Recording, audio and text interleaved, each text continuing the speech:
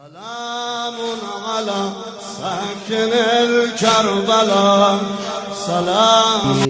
مختصر میسیج جو آپ کی خدمت میں عرض کر رہا ہوں، اس کا موضوع ہے علامہ سید جواد نقوی.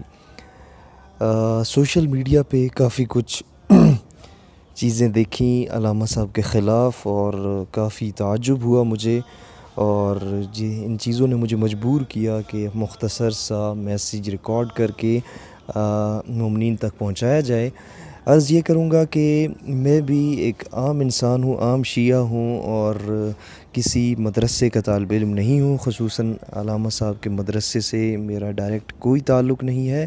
ایک عام انسان ہوں، اور ایک عام انسان کی طرح میں بھی علامہ کی شخصیت سے آشنا نہیں تھا. لیکن 2013 میں حادثاتی طور پر کچھ لیکچرز یوٹیوب کا استعمال کر رہا تھا، تو ریکمنڈیشن میں آتے ہیں وہ سننے کا اتفاق ہوا جو کہ حالات حاضرہ پہ تھے. اور جب وہ کچھ میں نے سنا تو علامہ کے بارے میں مجھے مزید تجسس پیدا ہوا کہ یہ عالم دین جو حالات حاضرہ پہ بھی بات کرتے ہیں، اس کو مزید سنا جائے.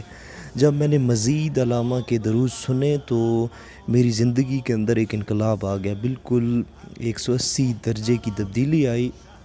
جو کچھ میں پہلے جانتا تھا اس کو بالکل میری نظروں میں وہ حقیر و پست ہو گیا، اور جو علامہ صاحب سے سیکھا واقعی وہ حقائق پر مبنی اور عقلانی باتیں تھیں. اس سے پہلے میں دیگر علماء کرام سے استفادہ کر رہا تھا، لیکن علامہ صاحب اور دیگر علماء کرام میں کہ جو علم ہے اس میں بہت فرق تھا.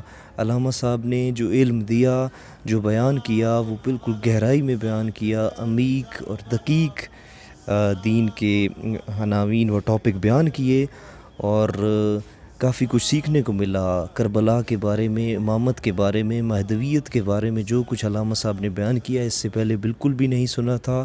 اور الحمدللہ جو کچھ سوشل میڈیا پہ میں نے دیکھا ہے اس سے میں بالکل متاثر نہیں ہوا، کیونکہ میں نے خود علامہ صاحب کو سنا ہے، ان کی فکر سے آشنا ہوں، ان کے لیکچرز کو سنتا ہوں. اور یہی عرض کروں گا کہ جو کچھ علامہ صاحب بیان کر رہے ہیں بالکل برحق ہے، اور جو حقائق وہ دین کے بارے میں بیان کر رہے ہیں بالکل برحق ہیں. لہٰذا آپ سے گزارش کروں گا کہ آپ بھی میری طرح علامہ صاحب کو خود سنیں، علامہ کے بارے میں دوسروں کی مت سنیں، اور سوشل میڈیا پہ جو پروپیگنڈا ہو رہا ہے اس کا شکار نہ ہوں. ایک دفعہ علامہ صاحب کو ضرور سنیے.